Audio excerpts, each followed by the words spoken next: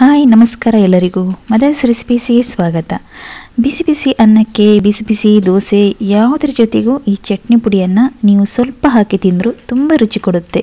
ತುಂಬ ಸುಲಭವಾಗಿ ಮತ್ತು ಕಡಿಮೆ ಸಾಮಗ್ರಿಗಳನ್ನು ಹಾಕಿ ಇವತ್ತು ನಾನು ನಿಮಗೆ ಚಟ್ನಿ ಪುಡಿ ಹೇಗೆ ಮಾಡೋದು ಅಂತ ತಿಳಿಸ್ಕೊಡ್ತಾ ಇದ್ದೀನಿ. ಹಾಗಾದರೆ ಬನ್ನಿ ಹೇಗೆ ಮಾಡೋದು ಅಂತ ನೋಡೋಣ.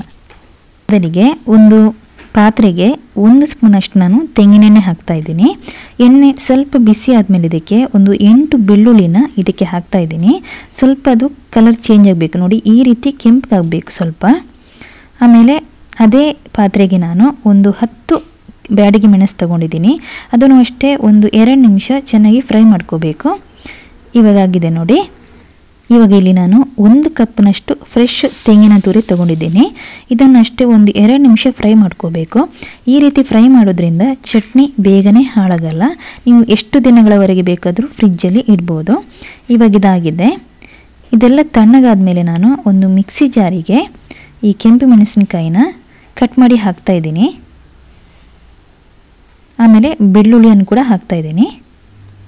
ಒಂದು ಲಿಂಬೆ ಹಣ್ಣಿನ ಗಾತ್ರದಷ್ಟು ನಾನು ಇಲ್ಲಿ ಹುಣಸೆ ಹಣ್ಣು ತೊಗೊಂಡಿದ್ದೀನಿ. ಹುಣಸೆ ಹಣ್ಣು ಹಾಕೋದ್ರಿಂದ ಇನ್ನೂ ತುಂಬ ರುಚಿಯಾಗಿರುತ್ತೆ.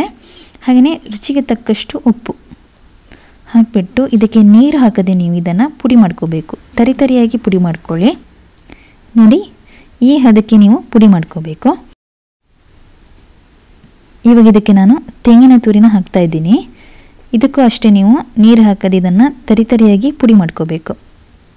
ಒಮ್ಮೆ ಮಿಕ್ಸಿಯಲ್ಲಿ ತಿರುಗಿಸಿದರೆ ಸಾಕು. ನೀವು ನೋಡಿ ಈ ರೀತಿ ಪುಡಿ ಆಗಬೇಕು. ಇವಾಗ ನಾನೊಂದು ಪಾತ್ರೆಗೆ 1 ಸ್ಪೂನಷ್ಟು ತೆಂಗಿನೆಣ್ಣೆ ಹಾಕ್ತಾ ಇದ್ದೀನಿ. ಎಣ್ಣೆ ಬಿಸಿ ಆದಮೇಲೆ ಇದಕ್ಕೆ 1 ಸ್ಪೂನಷ್ಟು ಸಾಸಿವೆ ಹಾಕಬೇಕು. ಸಾಸಿವೆ ಚಟ್ಪಟ ಅಂತಾದಾಗ ಒಂದು 8 ಬೆಳ್ಳುಳ್ಳಿನ ನಾನಿಲ್ಲಿ ಜಜ್ಜಿಕೊಂಡು ಹಾಕ್ತಾ ಇದ್ದೀನಿ. ಇದು ಸ್ವಲ್ಪ ಕೆಂಪಗಾಗಬೇಕು ಬೆಳ್ಳುಳ್ಳಿ. ಇದಕ್ಕೆ ಸ್ವಲ್ಪ ನಾನು ಕರಿಬೇವು ಹಾಕ್ತಾ ಇದ್ದೀನಿ. 1 ನಿಮಿಷ ಇದನ್ನು ಫ್ರೈ ಮಾಡ್ಕೋಬೇಕು. ಇದಕ್ಕೀಗ ಪುಡಿ ಮಾಡಿ ಇಟ್ಕೊಂಡಿದ್ವಲ್ಲ ಅದನ್ನು ಹಾಕಬೇಕು. ಇದನ್ನು ಚೆನ್ನಾಗಿ 2 ನಿಮಿಷ ಫ್ರೈ ಮಾಡ್ಕೋಬೇಕು.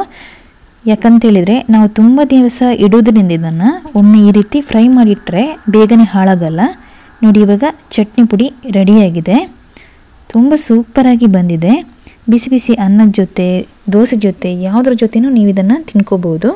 ನೀವು ಇದನ್ನು 1 ತಿಂಗಳವರೆಗೆ ಒಂದು ಪ್ಲಾಸ್ಟಿಕ್ ಅಥವಾ ಸ್ಟೀಲ್ ಡಬ್ಬದಲ್ಲಿ ಗಟ್ಟಿಯಾಗಿ ಮುಚ್ಚಿಟ್ಟು ಫ್ರಿಜ್ಜಲ್ಲಿ ಇಡಿ, ಏನು ಹಾಳಾಗಲ್ಲ.